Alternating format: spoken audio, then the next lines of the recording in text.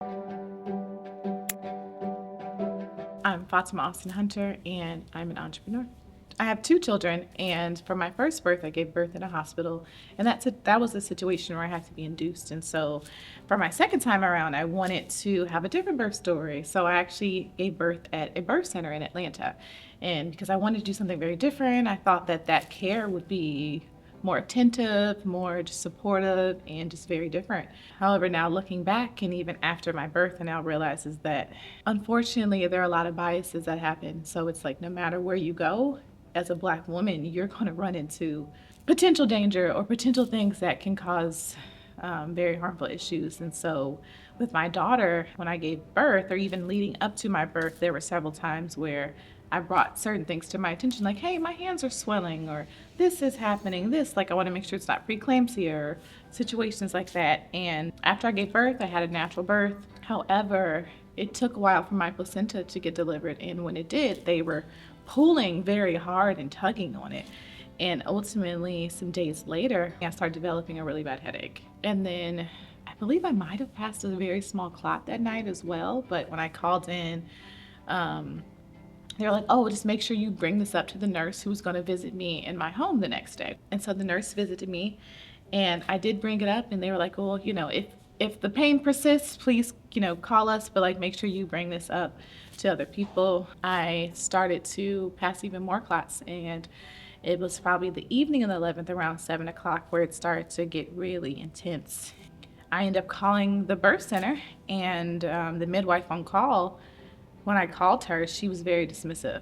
Like, she was like, oh, clots are normal, And I had told her that morning that my mom had started not to feel that well. I told the previous nurse, and so she's like, oh, you mentioned to our nurse that your mom's no longer feeling well. So, like, most likely you're coming down with a cold. That's just your body, normal thing. Like, she told me to call them back, and once my fever became 103, and I was like, 103, not even 100.3. She said 103. And so that to me was like very concerning. And then I ended up talking to my mom and my sisters because I'm like, I feel like I need to go to the hospital. Like, I don't feel well. I don't know what's going on. And while I was on that phone call, I started to almost like violently shake.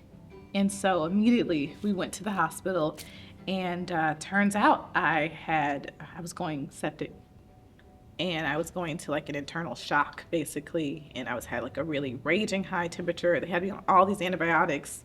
Temperature wasn't going down, nothing was happening, and I had to have a life-saving D&C in order to save my life because I had retained products of conception. My placenta pieces were still inside my body. D&C is a dilation and curtage, basically where they like suction out your uterus. Turns out is that I guess when they were pulling my placenta, it must have kind of shredded. When the surgeon came in, her name was the same name as my daughter. Her name was Sarah, Dr. Sarah Brenner at Emory Hospital downtown in Atlanta. And so she reassured me I was going to be okay. And her team, they really helped save my life. They were like, you do not have time to wait. They thought that they were going to do the surgery earlier in the morning, and then they came back 30 minutes later. It was like, you don't have time to wait. We have to do this now. When I finally, I guess, woke up from the surgery, I ended up finding out that I had postpartum preeclampsia. So I wasn't able to go home like I thought I was going to be able to do. It felt like even with me really preparing myself to advocate, nothing worked. And unfortunately, I had to go through that very traumatic experience. I also had to be separated from my daughter. It was a lot. It was really that experience was really traumatic. It was really beautiful when I got to see her. I really missed her. She didn't get a chance to stay overnight with me in the hospital, especially because they were really concerned about my postpartum preeclampsia. But like there was times I got to nurse her while I was there. Thankfully, I was able to get donor milk just so that she can actually still have breast milk. My family was a really big support because it was really intense. My village was very supportive. They really, I almost feel like they saved me. Like, they were my extra strength, my support, and I'm just so thankful for them. What gave me hope that everything would be okay is just knowing that I really wanted to get back home to my son Adam. The whole time I was pregnant, like the last 3 weeks, he actually kept asking me. He would be like, Mommy, you're going to be alive when Sarah's born, right? And so I wanted to, that actually always makes me cry because it's like, ooh, what did my baby know? You know, before I even gave birth, he was so worried. So I just wanted to make sure that I could get back to home to him, and that gave me a lot of hope, or really a lot of strength, to be honest.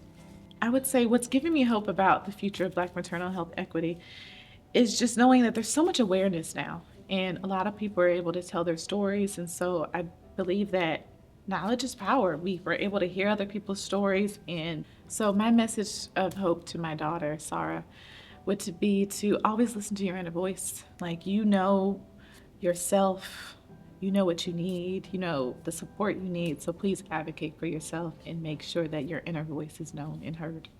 I hope that birthing people are able to give birth in a very safe, supportive environment where they're able to feel seen, heard, supported, loved, cared for deeply. That is my birth story of hope. It's time for new narratives of hope that heal. It's time for us to be seen. It's time for our stories to be heard. Shine a light on Black birth stories of hope.